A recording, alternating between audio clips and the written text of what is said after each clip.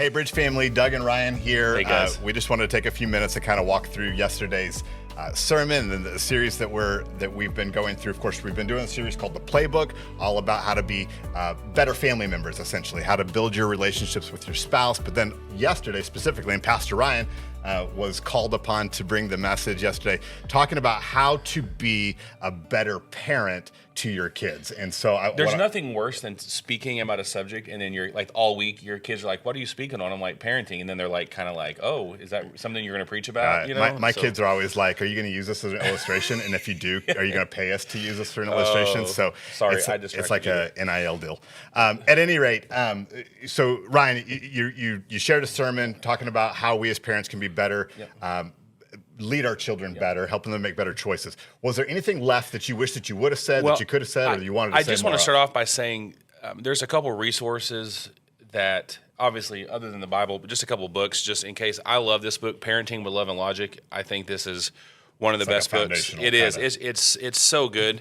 And then I've loved this book by Andy Stanley on parenting. It's just a great concept. And then this one right here is really, really interesting. This one's making a lot of noise. Yeah, you've probably seen. The author on this has been on the Today Show, Joe Rogan, all different things. But anyway, this is about how cell phones have caused our kids to be anxious. Yeah. But really, I think it's always hard to speak about something, as important as parenting in 20 minutes. Sure. But I think the big thing is really, I shared that verse from Romans about suffering, perseverance, character, hope. And I think the big thing is just, I heard John Johnson's one of my mentors, and he said, really, Ryan, your kids need to know three things. There's choices in life, and we all make them. Every choice has a consequence, and you alone are responsible for the decisions that you make. So I think at an early age, I just want, what we've tried to do with our kids is put as many decisions on them as they can. What am I wearing to school? All those different things, just because I want them to learn how to make good decisions and then not rescue them from those consequences of making those decisions. Right. So.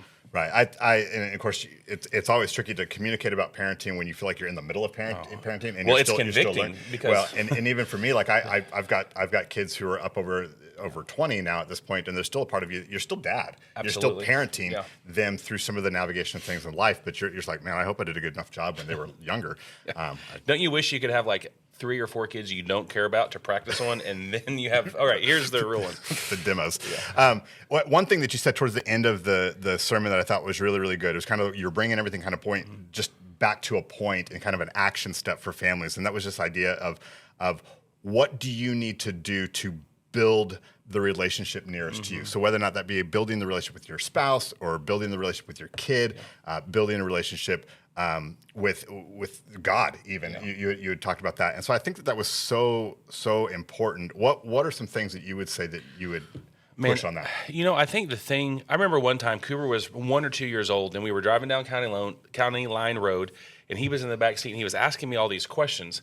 And they weren't like theological questions, but they were kind of deeper questions than I was used to at the time for a 2-year-old. And I think, I feel like God spoke to me before your son ever understands a God in heaven that he can't see, he's going to understand that dad that's sitting in that seat there. Yeah, for sure. And I realized, wow, Cooper's going to he's going to see God, his heavenly father, through probably a lens that he sees his earthly father. So I think for me, it's just taking that time. Pastor Scotty Gibbons, who's going to be at our date night. You need to get signed up for date night. Yep. But he talked one time about how we asked him, what would you do differently in youth ministry? And he said, I would try to do a better job of meeting my kids where I'm at. And so I think for me, when it comes to relationships, sometimes it's easy for me to, when Ramsey's going through something as a 9-year-old or Cooper's going through something as a 13-year-old, I put my 41-year-old mind, I'm like, that's not that big of a deal. But trying to do a better job of meeting them where they're at. For sure. And what I've learned is they love to hear stories about who was your first girlfriend, or mom, who was your first boyfriend, or what was that like? And so different things like that, just to really try to meet them where they're at, and then take them by the hand and then lead them from there. Yeah. So it kind of reminds me a little bit, because I walked away yesterday, and that was something I was thinking about. It's like all these relationships, God, my spouse, my kids. What am I doing to further those relationships, to better them? And I'm reminded that there's a quote that I love, and it's just simply this: is that we convince people by our presence, which I think is a lot of what you just said. Yeah. And so we convince people that we care about them by being present in their lives. But in addition to that, we also convince people that Jesus is Lord of our life by our presence in their life. Yeah.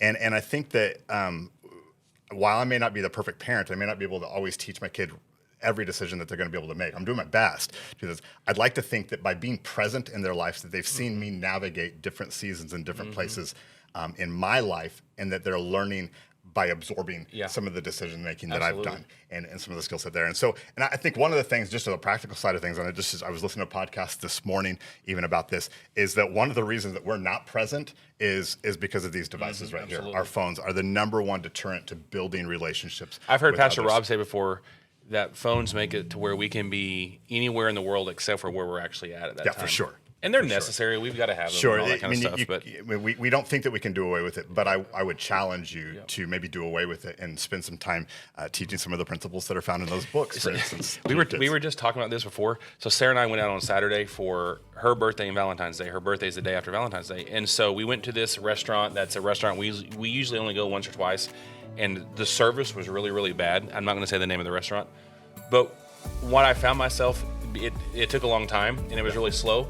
But it was giving me the opportunity just to sit there, and Sarah and I were just sitting there talking. And so I was thinking, instead of complaining, I might as well just enjoy. I mean, I'm going to get my steak eventually. Let's just enjoy. It's so funny just how talking, and I don't know, maybe it's so funny how sometimes we cannot enjoy the moment because of of what we think should happen over here, and sometimes we just need to slow things down. I just wanted my bread. I just wanted the bread. Need your steak to be cooked correctly. But hey, it's been a great series. Pastor Rob's going to conclude it next week. The playbook. Don't forget, signed up for date night if you haven't done that, and we'll see you next week. Yeah, love you guys.